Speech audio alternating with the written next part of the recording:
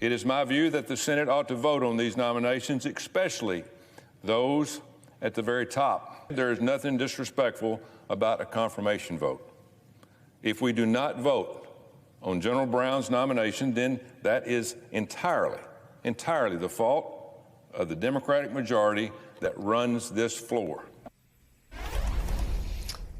Now he's confused. Senator Tommy Tuberville's perplexing speech and sense of urgency on the Senate floor yesterday, calling on Democrats to clean up the national security mess that he single-handedly created by blocking hundreds of U.S. military promotions and confirmations in protest of the Pentagon's policy that simply gives military families the same access to reproductive health care in this country that they would have if they were stationed anywhere in the world.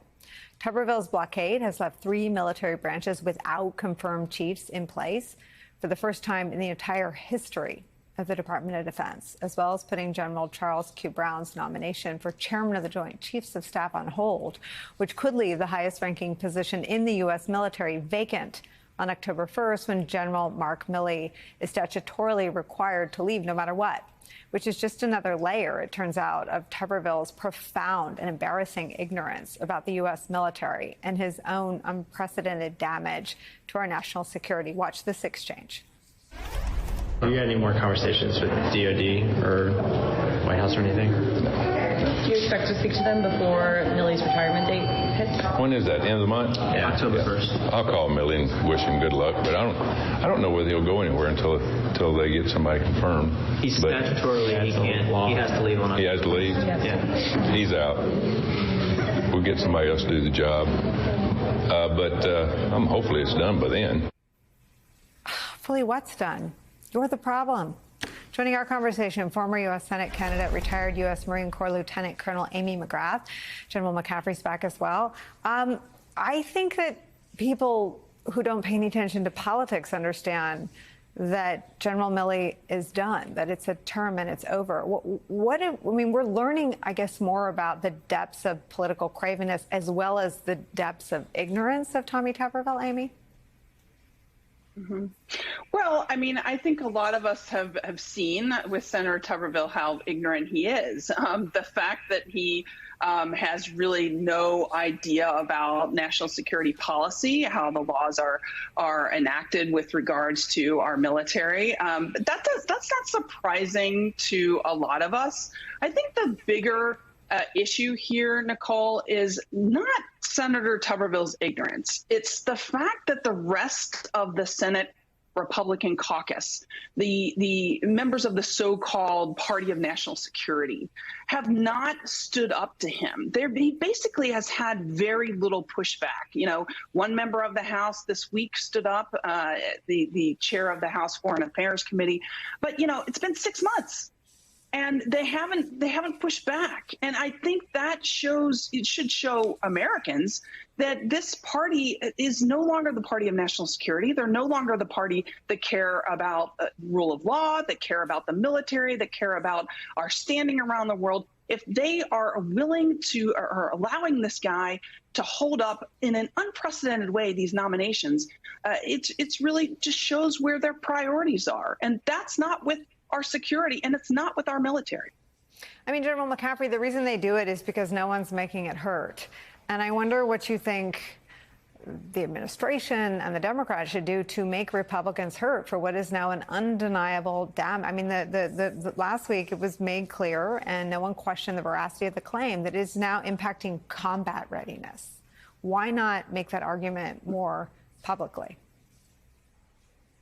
Well, it's a good question. You know, the Senate is a body that controls its own rules. So the whole notion that they're going to, both parties, not just the Republicans, allow Tuberville to sit on national security process in this manner is astonishing.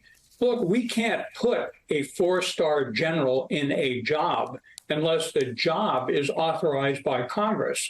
So there'll be a series of acting chairmen, chiefs of services, 3-star generals, et cetera.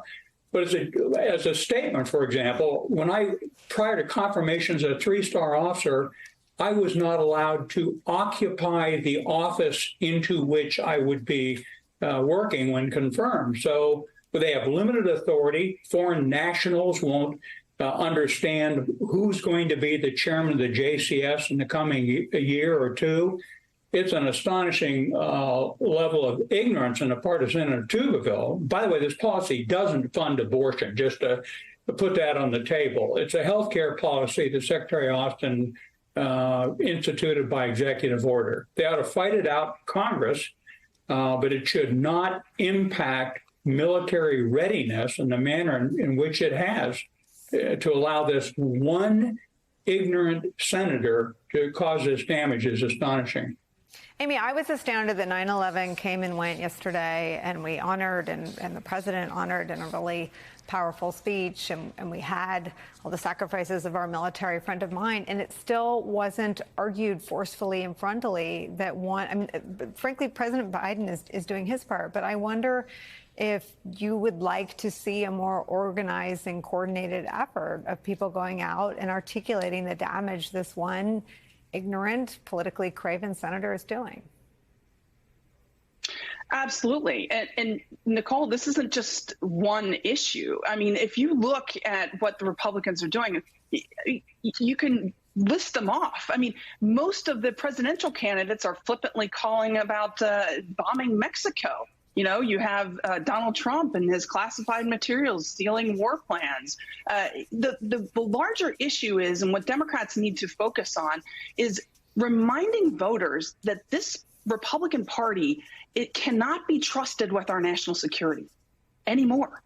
If they're allowing the Chaos Caucus, of which Senator Tuberville is a part of, to really control their agenda, they can't be trusted with to lead our military anymore. And we have to have trusted voices within the national security community stand up and say that. I think there's a time right now to do that in a way that reaches voters and reaches voters who maybe traditionally are independent or maybe have voted Republican because they have in the past been considered that party that's strong on China or on Russia and a part of, being for the military. Now we have a chance, now more than probably than we ever had, to be able to show voters, hey, this is not the case, and remind them why. This is just another example with Tuberville stunts.